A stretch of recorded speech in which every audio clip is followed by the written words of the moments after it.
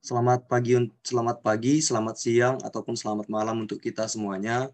Kami dari kelompok D05 dari program studi diploma akan mempresentasikan hasil diskusi kami mengenai computational thinking yang berjudul Meningkatkan Kesadaran Masyarakat di Masa Pandemi COVID-19 yang akan kami pecahkan masalahnya dengan menggunakan computational thinking ataupun pemikiran komputasi pada mata kuliah inovasi digital. Izinkanlah kami untuk memperkenalkan diri. Kami dari kelompok D05 dengan saya sendiri bernama saya Samuel Prayoga Tampubolon dengan NIM 114200029 dari Prodi D4 Teknologi Rekayasa Perangkat Lunak. Dan saya Otniel Wibowo Tambunan dengan NIM 114200065 dari Prodi D4 Teknologi Rekayasa Perangkat Lunak. Saya Sardian Lubis dengan NIM 113200041 dari Prodi D3 Teknologi Informasi. Saya Cynthia Leni Galadin Intan Tobing dengan NIM 1132005 dari Prodi D3 Teknologi Informasi. Nama saya Bobi Samuel Haposan Aritonang dengan NIM 133200005 dari Prodi D3 Teknologi Komputer.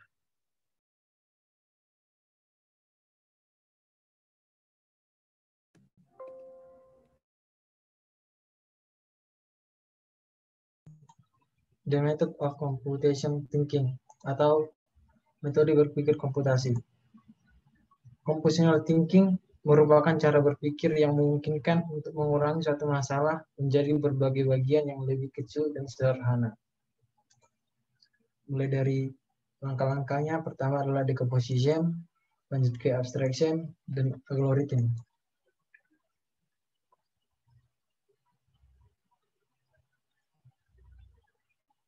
COVID-19, coronavirus merupakan keluarga besar virus yang menyebabkan penyakit pada manusia dan hewan.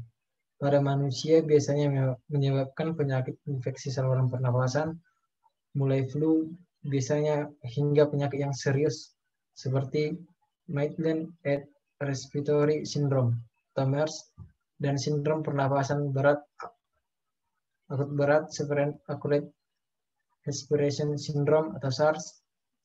Coronavirus jenis baru ditemukan pada manusia sejak kejadian luar biasa muncul di Wuhan, China pada Desember 2019. Kemudian diberi nama Severe Acute Respiratory Syndrome Coronavirus 2 atau SARS-CoV-2 dan menyebabkan penyakit coronavirus disease 2019 atau COVID-19.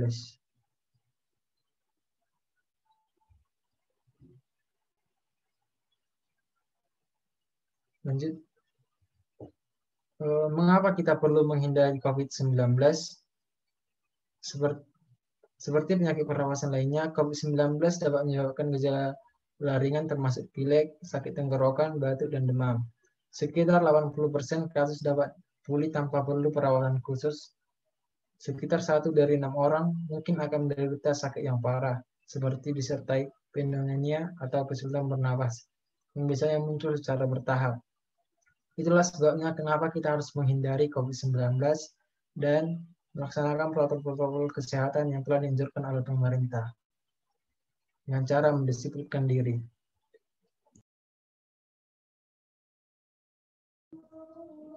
Masuk ke metode dekomposisi, di mana dekomposisi ataupun penguraian merupakan strategi pemecahan masalah dengan cara penguraian atau pembagian, di mana sistem atau masalah yang kompleks dipecah menjadi bagian-bagian yang lebih kecil dan lebih mudah dipecahkan, atau menjadi sub-sub masalah.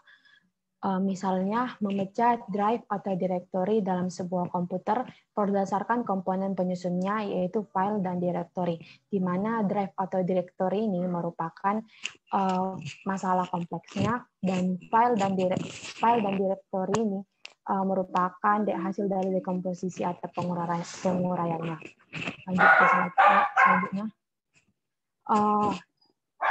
Di sini slide ini merupakan dekomposisi dari problem yang kami akan selesaikan, yaitu masalah kesadaran masyarakat di masa pandemi COVID-19. Faktor masalah di masa pandemi COVID-19 memiliki dua submasalah, yaitu internal dan eksternal.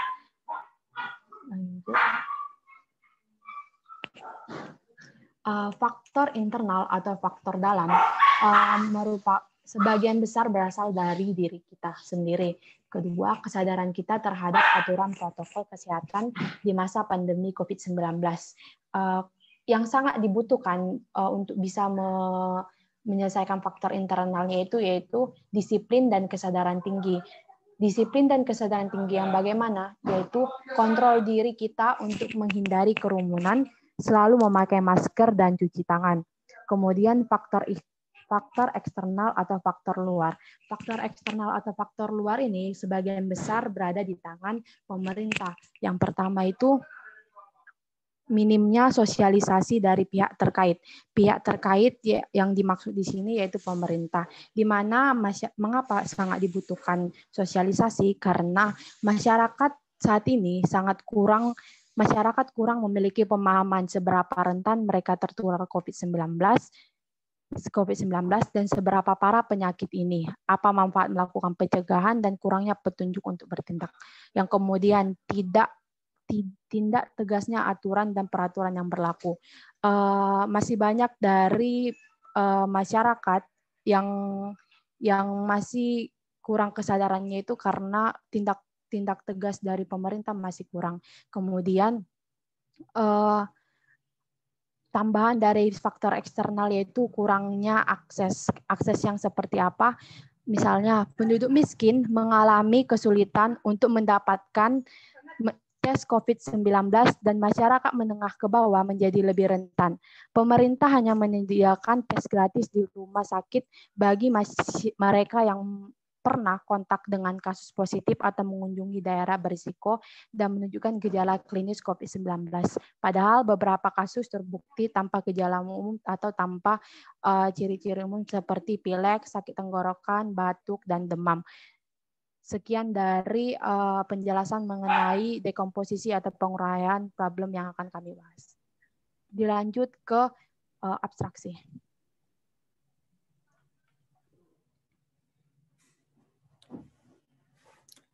Abstraksi. Untuk melakukan generalisasi dan mengidentifikasi prinsip-prinsip umum yang menghasilkan pola, tren, dan keteraturan tersebut, misalnya dengan menempatkan semua file sistem di folder Windows, file program di folder program files, file data atau dokumen di folder My Document, dan file pendukung di drive atau direktori terpisah. Lanjut.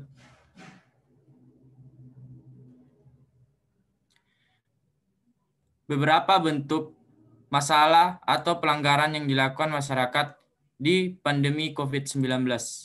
Yang pertama yaitu banyaknya tidak menggunakan masker, lalu tidak menjaga jarak, baru sering terjadinya kerumunan, tidak percaya akan adanya virus COVID-19, sering mencuci tangan, tidak membawa hand sanitizer, sering keluar rumah untuk hal yang tidak terlalu penting, tidak taat pada aturan. Itu adalah beberapa masalah atau pelanggaran yang dilakukan masyarakat di masa pandemi COVID-19. Dan akan dilanjutkan oleh teman saya tentang analisis data. Saya lanjutkan kepada analisis data. Analisis data merupakan kemampuan untuk melihat persamaan atau bahkan perbedaan pola, tren, dan keteraturan dalam data yang nantinya akan digunakan dalam membuat prediksi dan penyajian data. Misalnya, mengenali pola file dokumen, file sistem, file eksekusi, atau struktur data atau file. Sebelum melakukan analisis data, kami telah melakukan survei sebelumnya, di mana kami telah mensurvei 30 orang, yang dimana setengah atau 50% diantaranya berasal dari Prodi D4 Teknologi Rekayasa Perangkat Lunak, 10% dari D3 TK, 20% dari Manajemen Rekayasa Perangkat Lunak, dan 10% dari Sarjana Informatika. Di sini kami membuat beberapa pertanyaan, yaitu mengenai tempat tinggal dan dari 30 orang yang menanggapi bahwa ada 4 orang yang tinggal di Tarutung, yang dimana pada diskusi sebelumnya saya telah menyebutkan bahwa Tarutung merupakan zona merah, di mana Tarutung memiliki rumah sakit rujukan COVID-19 yang dekat dengan pemukiman warga. Sehingga fokus di sini daerah tempat tinggal ini merupakan daerah Tarutung, Tapanuli Utara. Berdasarkan pertanyaan yang selanjutnya, kami menanyakan bahwa tempat tinggal masing-masing peserta survei itu ke dalam zona apa. Dan 50% menjawab mereka tinggal di daerah zona yang aman. Dan 26,7% berada di zona merah. Dan 20% berada di zona kuning. Dan sekitar 2 atau 3% berada di zona hitam atau sangat parah. Sebelumnya kami telah menanyakan juga terhadap peserta survei, di mana pertanyaannya yaitu apakah Anda termasuk pelanggar protokol kesehatan? Dan dari 30 orang yang menjawab, sekitar 80% merupakan tidak merupakan pelanggar protokol kesehatan, dan kita sangat berbangga akan hal itu.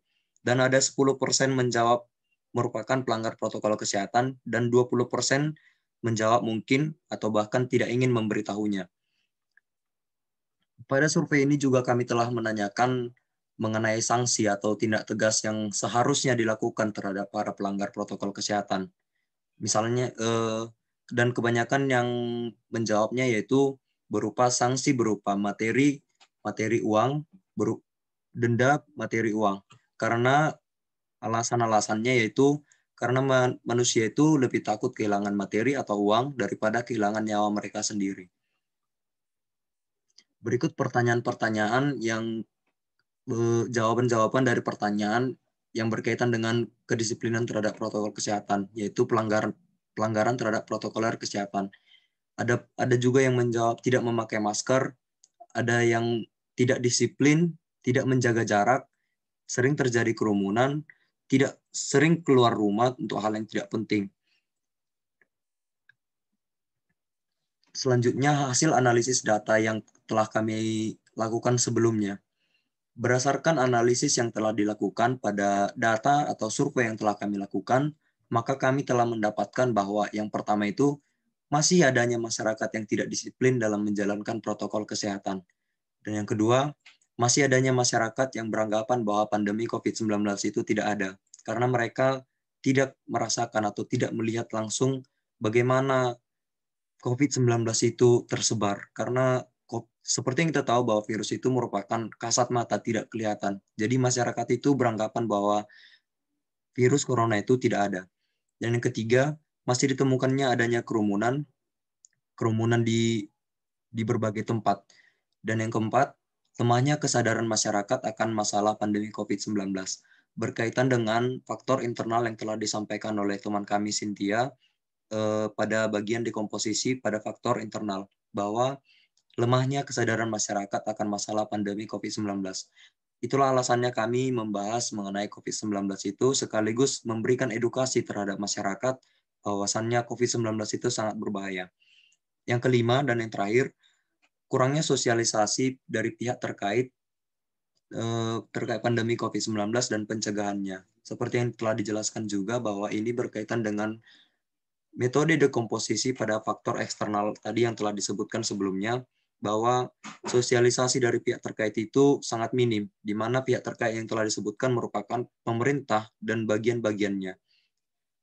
Sehingga masyarakat tidak mengetahui akan risiko dan bagaimana mereka mencegah penyakit COVID-19 ini. Dan selanjutnya akan dilanjutkan pada bagian algoritma.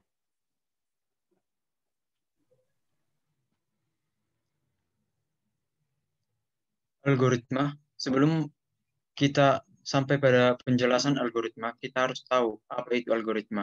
Algoritma merupakan salah satu metode yang penting dalam computational thinking. Karena apa? Karena di dalam algoritma itu adanya pengertian langkah-langkah tahapan, instruksi-instruksi untuk menyelesaikan suatu masalah secara berurutan atau sistematis atau lebih tepatnya secara efektif. Lanjut.